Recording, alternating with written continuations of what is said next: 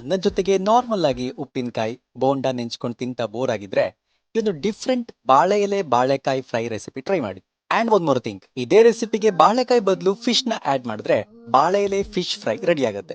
ಚಲೋ, let start the recipe. ನಾನಿಲ್ಲಿ 3 ಬಾಳೆಕಾಯಿ ತಗೊಂಡಿದ್ದೀನಿ. ಬಾಳೆಕಾಯಿನ ನೀಟಾಗಿ ಪೀಲ್ ಮಾಡಿ ಉದ್ದಕ್ಕೆ ದಪ್ಪ ಹೆಚ್ಕೊಳ್ಳಿ. ಒಂದು ಬೌಲ್ಗೆ ಸ್ವಲ್ಪ ನೀರ್ ಹಾಕಿ ಉಪ್ಪು ಹಾಕಿ ಈ ಹೆಚ್ಕೊಂಡಿರೋ ಬಾಳೆಕಾಯಿನ ಹಾಕೋದ್ರಿಂದ ಬಾಳೆಕಾಯಿ ಕಪ್ಪಾಗೋದಿಲ್ಲ. ಈಗ ಒಂದು ಮಿಕ್ಸಿಂಗ್ ಬೌಲ್ಗೆ 1 ಸ್ಪೂನ್ ಧನಿಯಾ ಪೌಡರ್, 1 ಸ್ಪೂನ್ ಜೀರಿಗೆ powder, 1 spoon pepper powder, 3 spoon chilli powder, ಸ್ವಲ್ಪ ಅರ್ಶನ, ಅರ್ಧ 1 ಸ್ಪೂನ್ ಅಕ್ಕಿ ಹಿಟ್ಟು. ಅಕ್ಕಿ ಹಿಟ್ಟು ಹಾಕೋದ್ರಿಂದ ಕ್ರಿಸ್ಪಿನೆಸ್ ಬರುತ್ತೆ. 1 ಸ್ಪೂನ್ ಜಿಂಜರ್ ಗಾರ್ಲಿಕ್ ಪೇಸ್ಟ್, ರುಚಿಗೆ ಉಪ್ಪು, ಅರ್ಧ ನಿಂಬೆ ರಸ ಹಾಕಿ ಸ್ವಲ್ಪ ನೀರ್ ಹಾಕಿ ಮಸಾಲೆನ ಗಟ್ಟಿ ಕಲ್ಸ್ಕೊಳ್ಳಿ. ಈ ಮಸಾಲೆನ ಹೆಚ್ಕೊಂಡಿರೋ ಬಾಳೆಕಾಯಿಗೆ ನೀಟಾಗಿ ಕೋಟ್ ಮಾಡಿ 20 ಮಿನಿಟ್ಸ್ ಮ್ಯಾರಿನೇಟ್ ಆಗ್ಲಿಕ್ ಬಿಡಿ.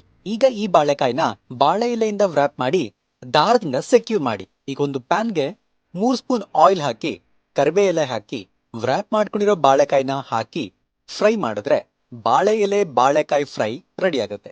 ಈ ರೆಸಿಪಿನ ಟ್ರೈ ಮಾಡಿ, ನಿಮ್ಮೆಲ್ಲಾ ಫ್ರೆಂಡ್ಸ್ಗೂ ಶೇರ್ ಮಾಡಿ.